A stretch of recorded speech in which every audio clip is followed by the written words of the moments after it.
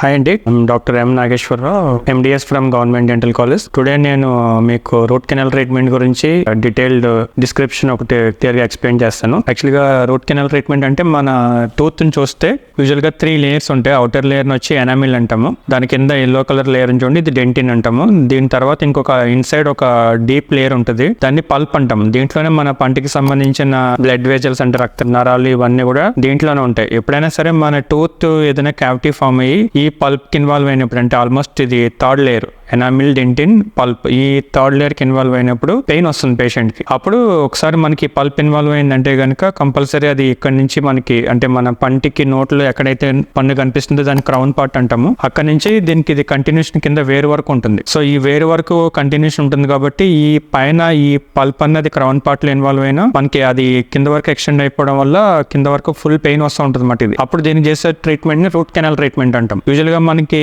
First 2 layers enamel dentine వరకు involve అయినప్పుడు filling చేయొచ్చు, కాంపోజిట్ ఫిల్లింగ్ అని, లేదంటే నార్మల్ ఫిల్లింగ్, గ్లాస్ అయిన ఫిల్లింగ్స్ అవి చేయొచ్చు. అట్లా కాకుండా మనకి పల్ప్ ఇన్వాల్వ్ అయినప్పుడు మాత్రం కంపల్సరీ రూట్ కెనాల్ చేయాల్సి వస్తుంది. సో రూట్ కెనాల్ ట్రీట్మెంట్ అప్పుడు ఏం చేస్తామంటే ఏదైతే పల్ప్ లోపల ఉన్న ఈ బ్లడ్ వెజల్స్, ఈ నర్వ్స్ ఇవన్నీ కూడా బాగా మనకి ఎక్కువ డ్యామేజ్ అయిపోతాయి కాబట్టి ఆ పార్ట్ అంతా రిమూవ్ చేయాలి. దానికి వాడే ఇన్స్ట్రుమెంట్స్ ని ఫైల్స్ అంటాం, ఎండోడాంటిక్ ఫైల్స్ అని ఉంటాయి. ఆ ఫైల్స్ పెట్టి మొత్తం చివరి వరకు నీట్ గా క్లీన్ చేసేయాలి. ఈ క్లీన్ చేసిన తర్వాత కూడా ఇక్కడ మనకి ఏంటంటే ఒకటి హైపోనిక్ లిక్విడ్ వస్తుంది. ఈ లిక్విడ్ వేస్తేనే ఇది ఎక్కడ 1% కూడా రెమినెంట్స్ అంటే నాట్ ఈవెన్ 1% కూడా లేకుండా మొత్తం కంప్లీట్ పల్ప్ రిమూవల్ చేయాలి. లేదంటే మళ్ళీ దాని కొంచెం ఉన్నా కూడా మనకు ప్రాబ్లం ఏమవుతుందంటే ఈ ఏదైతే కొంచెం పార్ట్ వదిలేస్తారో ఆ పార్ట్ వల్ల మళ్ళీ మనకి ఫ్యూచర్ లో ఈ రూట్ కింద పార్ట్ అంటే ఈ వేరు కింద పార్ట్ లో యాబ్సెస్ అంటాం, చీమ్ వచ్చే ఛాన్సెస్ చాలా ఎక్కువ. సో అట్లాగే కంప్లీట్ గా ఈ రెమినెంట్స్ ఏమి లేకుండా కంప్లీట్ గా పోవాలంటే మనం చేయాల్సింది ఏంటంటే హైపోన్ ఒక ప్యూర్ లిక్విడ్ వాడాలి. సో హైపోన్ లిక్విడ్ వాడాలంటే డైరెక్ట్ గా లిక్విడ్ నోట్ లో మనం ఆ క్యావిటీ పైన కనుక మనం అది వేస్తే ఏమవుతుందంటే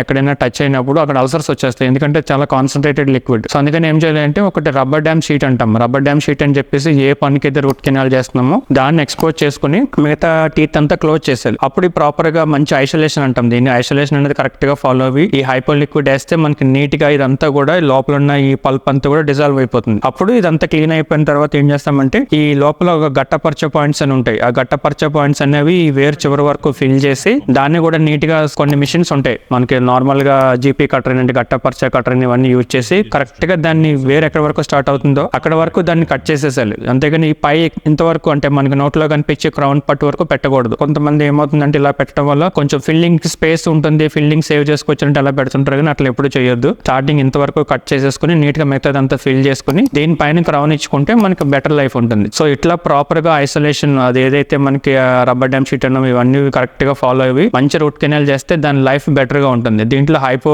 ఫాలో అవ్వకుండా హైపో లిక్విడ్ వేయకుండా మనం సెలైన్ వేసి చేస్తుంటారు కొంతమంది. సో అట్లా చేయడం వల్ల ఏమవుతుందంటే ఈ పల్ప్ అన్నది కంప్లీట్ గా డిజాల్వ్ కాకపోవడం వల్ల ఆ రీఇన్ఫెక్షన్ వచ్చి మళ్ళీ రీరూట్ కెనాల్ ట్రీట్మెంట్ చేయాల్సి వస్తుంది. రీరూట్ కెనాల్ ట్రీట్మెంట్ అన్నది ఎప్పుడైనా సరే very difficult compare to direct root canal కంటే, ఎందుకంటే ఈ లోపల జీపీ పాయింట్లు గట్టపరిచే పాయింట్ వన్స్ ప్లేస్ చేసామంటే చాలా గట్టిగా హార్డ్ అయిపోతుంది, దాన్ని తీయడం మీద అంతా కూడా చాలా కష్టంగా ఉంటుంది. అందుకని ఫస్ట్ టైం చేసినప్పుడు ప్రాపర్ గా అన్ని ఫాలో కరెక్ట్ గా చేస్తే మనకి ఫ్యూచర్ లో ఎలాంటి ప్రాబ్లం రాకుండా కరెక్ట్ గా మంచి రూట్ కెనాల్ ట్రీట్మెంట్ ఇస్తే దాని life more than 10 years 20 years కంటే కూడా ఎక్కువ వస్తుంది. నాట్ ఈవెన్ 20 years తర్వాత మళ్ళీ ప్రాబ్లం వస్తుంది కాదు, బట్ మనం కరెక్ట్ గా ప్రాపర్ గా ఇవన్నీ ఫాలో చేస్తే మాక్సిమం మంచి రూట్ కెనాల్ ఇస్తే లైఫ్ టైం ఉంటుంది, మళ్ళీ ప్రాబ్లం రాకుండా. సో అట్లా నీట్ గా మనం ఇవన్నీ ఫాలో కరెక్ట్ గా ఇస్తే ఎలాంటి ప్రాబ్లం రాకుండా మళ్ళీ ఇన్ఫెక్షన్ రాకుండా కరెక్ట్ గా అన్ని జాగ్రత్తలు తీసుకుంటే మంచి లైఫ్ ఉంటుంది ఆ పనికి. సో దీనికి సంబంధించిన ఎవ్రీ ఎక్విప్మెంట్ కానీ ప్రాపర్ ఐసోలేషన్ కానీ ప్రతి ఎక్విప్మెంట్ అడ్వాన్స్డ్ ఎక్విప్మెంట్ మా డెర్మాడెంట్ క్లినిక్ రైతీ నగర్ లో అవైలబిలిటీ ఉంది. స్టిల్ మీకు ఏమైనా డౌట్స్ ఉంటే కింద డిస్క్రిప్షన్ లో క్లినిక్ ఫోన్ నెంబర్ ఉంటుంది, మీరు డైరెక్ట్ గా మెసేజ్ అని పెట్టచ్చు, డైరెక్ట్ కాల్ చేసి